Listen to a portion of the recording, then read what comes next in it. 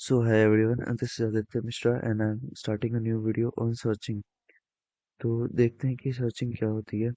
Searching अगर definition के हिसाब से देखें तो एक सिंपल प्रोसेस होती है कोई भी चीज़ सर्च करने की, एक एरे में या फिर लिस्ट में। तो आइए डिटेल में देखते हैं कि क्या होती है सर्चिंग। लेट्स से कि मेरे पास एक एरे है, एरे दिया हुआ है मेरे पास एक। ओके।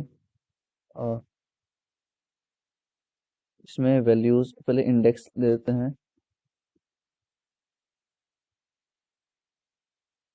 2 3 4 5 6 7 8। ओके। सो इंडेक्स ले लिया है मैंने, इसको इंडेक्स नंबर बोलते हैं और इसको बोलते हैं वैल्यू जो कंटेन करती है एरे में। ओके। सो अब मुझे क्या करना है, सर्च करना है पर्टिकुलर एलिमेंट। अब जैसे किसी ने बोला मुझे सर्च करना है लेट्स आई की वैल्यू, मतलब किसी भी एक वेरिएबल में स्टोर करवाते हैं, आई की वैल्यू 7 ले लेते हैं, ठीक है। किसी ने बोला कि मुझे भाई तुम ये बताओ मुझे कि 7 जो नंबर मैंने तुम्हें दिया है वो क्या एरे में एग्जिस्ट करती है या नहीं, तो ये सर्च करके बताओ मुझे। ठीक है। तो मैं क्या करूंगा, इस 7 को हर एक एलिमेंट से कंपेयर करवाऊंगा। ठीक है। सबसे पहला फर्स्ट एलिमेंट से आई जो 7 है वो क्या इक्वल है क्या 2 के। फर्स्ट एलिमेंट ये है तो फर्स्ट एलिमेंट 2 से करवाऊंगा तो नहीं है इक्वल। ठीक है। आई प्लस प्लस, मतलब मैं जब सबसे पहले क्या करवाया कि फर्स्ट एलिमेंट से कंपेयर करवाया। ओके। फर्स्ट एलिमेंट से कंपेयर करवाया तो ये नहीं है, तो अब हम वापस दूसरे एलिमेंट पे आ जाएंगे, आई प्लस प्लस हो गया है। अब आई इज इक्वल टू 7 क्या इक्वल है 3 के, जो कि सेकेंड एलिमेंट है, नहीं, डज नॉट इक्वल टू 3। फिर आई प्लस प्लस और ये चलता जाएगा। ओके। और जब ये प्लस प्लस हो के यहाँ पे आएगा 7 पे, जब ये जब ये 7 पे आ जाएगा तब आई इज इक्वल टू 7 हो जाएगा। तो यहाँ पे क्या होगा ना, यहाँ फिर पोजीशन रिटर्न करवा देंगे, पोजीशन इंडेक्स। ओके। मतलब ए ऑफ आई, मतलब इंडेक्स की वैल्यू हम प्रिंट करवा देंगे जो कि 5 हो जाएगी। तो ये एक बेसिक कॉन्सेप्ट है किसी भी चीज को सर्च करने का। वापस बताता हूँ मैं क्या करना है इसमें। मुझे एक एरे दे रखा है, मुझे एक एरे दे रखा है, कितने भी लेंथ का हो कोई फर्क नहीं पड़ता, और उसका इंडेक्स दिया है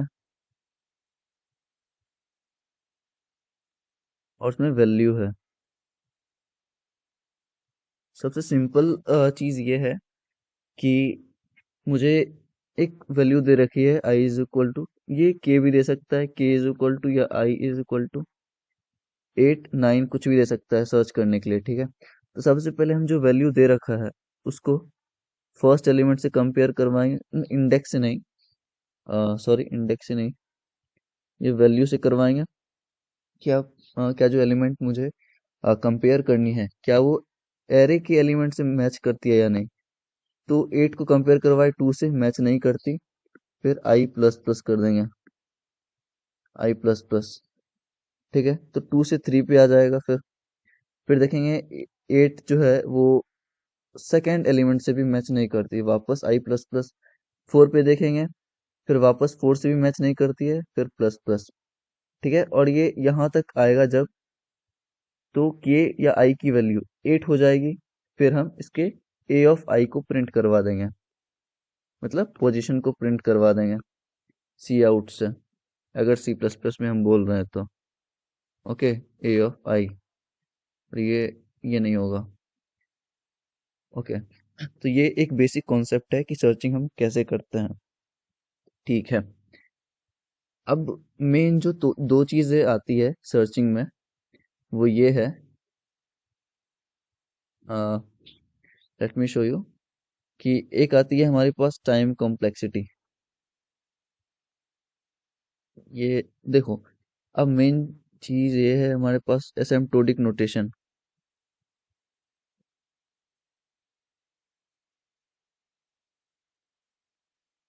एसिम्प्टोटिक नोटेशंस। अब एसिम्प्टोटिक नोटेशंस क्या होती है, तो जैसे एग्जाम्पल के थ्रू मैं बताता हूँ कि अगर मेरे पास एक पेज है, सिंपल एक पेज, बुक पेज बोल सकते हैं, और सिंपल दूसरा चीज मेरे पास एक बुक है। ठीक है, ये एक बुक की पेज है और ये हमारे पास दूसरा बुक है। अब मैं आपको बोलता हूँ कि आप मुझे एक पेज पढ़ के बताओ।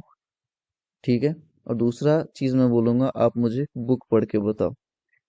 तो मान लो कि पेज पढ़ने में आपको टाइम लगा है 5 मिनट, और बुक पढ़ने में जो टाइम लगा है ये आपको लगा है अप्रोक्स 2 आवर।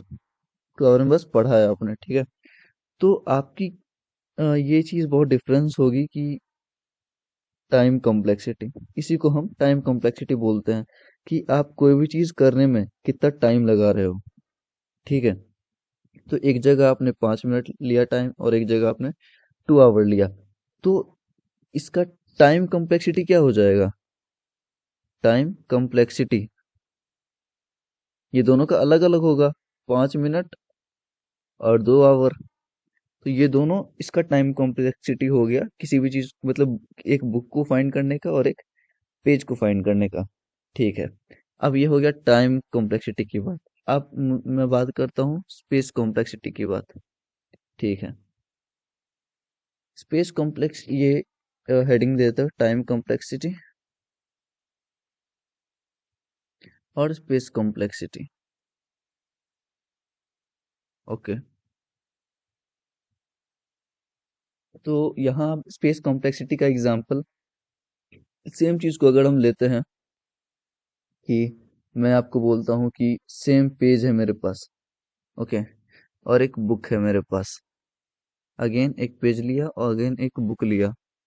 मैं आपको बोलता हूँ कि एक पेज कहीं भी आप स्टोर करवा लो, मतलब अपने रैक पे एक पेज कहीं भी रख लो, तो आप कहीं भी उसको मोड़ मार के या कैसे भी रख सकते हो। तो वो स्पेस जो लेगी, मान लो आप कोई एक पेज कितना स्पेस ले सकता है, 0.5 mm स्पेस मैक्सिमम। और एक बुक कितना ले सकता है, वो ऑब्वियसली इन सेंटीमीटर में होगा जितना भी लेगा वो। ठीक है, स्पेस ज्यादा कौन ले रहा है? ये बुक ले रहा है। तो इसका जो स्पेस कॉम्प्लेक्सिटी होगा ना, इसी को सबसे पहले स्पेस कॉम्प्लेक्सिटी बोलते हैं, कि कोई भी चीज कितना ज्यादा स्पेस ले रही है, तो उसको हम स्पेस कॉम्प्लेक्सिटी बोलेंगे। और यहाँ पे इसके स्पेस कॉम्प्लेक्सिटी पेज का क्या हो जाएगा? पेज का हो जाएगा 0.5, और बुक का जो हो जाएगा वो हो जाएगा any let suppose 20 centimetre. Okay, तो ये space complexity and time complexity. मैं वापस से एक बार रिपीट कर देता हूँ कि एसिम्प्टोटिक नोटेशंस एक ऐसी नोटेशंस होती है जिसके थ्रू हम किसी भी चीज को फाइंड करने के रिस्पेक्ट में एक टाइम कॉम्प्लेक्सिटी और एक स्पेस कॉम्प्लेक्सिटी डिसाइड करते हैं। ओके, टाइम कॉम्प्लेक्सिटी क्या होता है? किसी भी चीज को फाइंड करने में जितना टाइम लगा मुझे, वो टाइम कॉम्प्लेक्सिटी। एंड किसी भी चीज को जितना स्टोरेज वो लिया, मतलब जितना स्पेस वो लिया, उसको स्पेस कॉम्प्लेक्सिटी बोलेंगे। ये दो एग्जांपल के थ्रू मैंने आपको समझाया है। देयर आफ्टर, अब देखो, अब ये है ना, टाइम कॉम्प्लेक्सिटी में तीन चीज आती हैं। टाइम कॉम्प्लेक्सिटी में तीन चीज आती हैं। First thing is best case, average case and worst case. आप समझो, best case, average case and worst case. अब देखो, अब मैंने बोला आपको कि फॉर एग्जांपल, बेस्ट एग्जांपल मैं लेता हूँ, आपको 30 डेज में 30 डेज मैंने दिया, और मैंने बोला आपको कि आपको साइकिल सीखनी है 30 डेज में। ओके, आपको 30 डेज में साइकिल सीखनी है। तो बेस्ट केस में क्या होगा ना, आप पहले दिन साइकिल सीख जाओगे। फर्स्ट डे में ही फर्स्ट डे में ही आपने साइकिल सीख ली, तो वो हो जाएगा बेस्ट केस, कि आपने एक एक फर्स्ट डे ही में ही आपने अच्छे से साइकिल सीख ली। वो हो गया बेस्ट केस। एवरेज केस में क्या हो जाएगा ना, कि आपने 15 दिन में सीखे हैं, 15 दिन लिया और साइकिल सीख ली। ठीक है, डेज नहीं, एक्चुअली सॉरी, डेज नहीं होगा यहाँ पे। तो तो आपने 15वां दिन साइकिल सीख ली। ठीक है, तो ये हो गया एवरेज केस। अब वर्स्ट केस में क्या होगा, आपने 29th डे साइकिल सीखी। ओके, देखो मेन चीज क्या है ना, टाइम कॉम्प्लेक्सिटी में तीन चीज आती हैं, best case, average case and worst case. Best case मतलब आपने कितना अच्छे से और कितना जल्दी उस चीज को ग्रैब किया, सीखा उस चीज को। एवरेज केस में क्या हुआ, एवरेज मतलब क्या, सीधा आधा हो जाता है, एवरेज बाई टू कर देता है। तो एवरेज केस में क्या होगा, आपने 15 दिन लिया साइकिल सीखने के लिए। और वर्स्ट केस में क्या होगा ना, 30 दिन मिला था और मैंने 29वां दिन साइकिल सीख लिया, तो वो हो जाएगा वर्स्ट केस। ओके, अब स्पेस कॉम्प्लेक्सिटी का इतना ही हिस्ट्री था। स्पेस कॉम्प्लेक्सिटी ज़्यादा बड़ा चीज़ नहीं है। टाइम कॉम्प्लेक्सिटी का मेन डेफिनेशन आता है, देर आफ्टर एग्जाम्पल आप दे सकते हो तो बहुत सही है। फिर आपका उसके अंदर तीन चीज़ आते हैं, डिफरेंट केसेस जो मैंने बताया। First is best case, second is average case, third is worst case. अब जो ये चीज़ है, मतलब ये जो नोटेशंस हम दिखा रहे हैं, वो तीन चीज़ में रिप्रेजेंट होती है। ओके, रिप्रेजेंटेशन देखते हैं अब हम।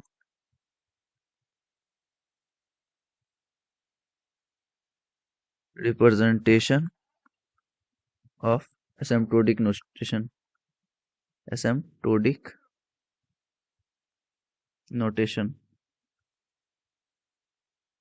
इसका रिप्रेजेंट कैसे करते हैं। तो रिप्रेजेंट करने का जो बेस्ट वे है, सबसे पहला रिप्रेजेंटेशन में क्या करेंगे हम, एसिम्प्टोटिक नोटेशंस में वो हो जाएगा बिग ओ ऑफ एन। आपने नाम सुना होगा, big O notation.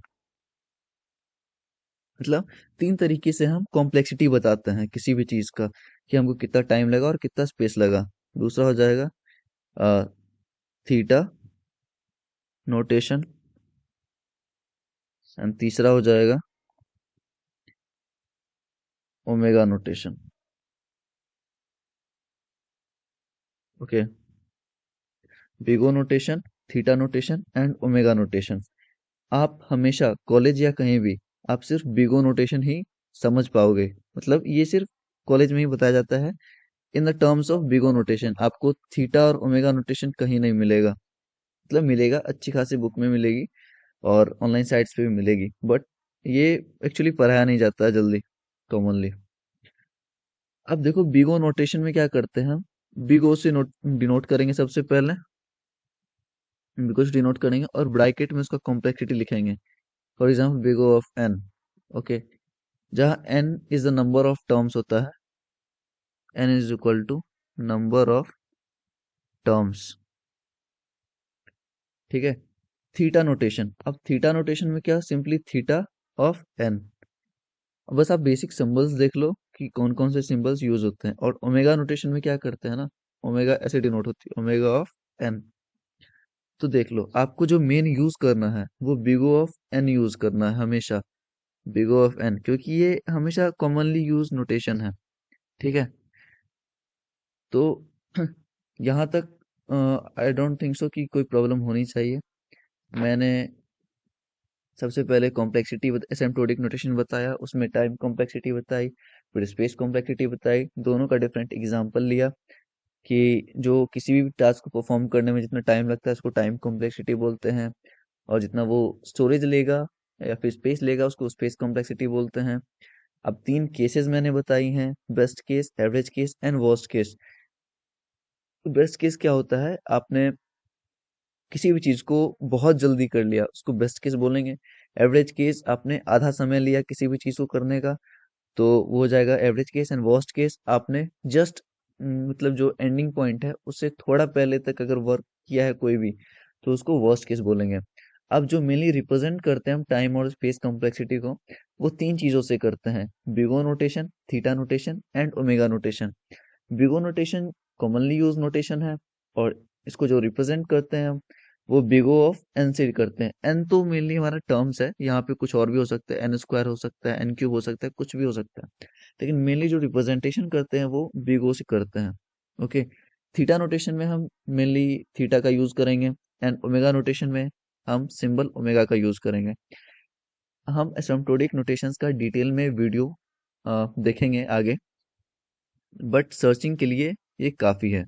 Okay, so next video में हम ये देखेंगे कि सर्चिंग का बेसिक डेफिनेशन क्या होता है, कैसे करते हैं, उसका बेसिक वर्किंग देखेंगे, जैसे कि हमने स्टार्टिंग में देख लिया था कि सर्चिंग कैसे करते हैं एरे के through. Okay, so thank you. Next video में बात करते हैं।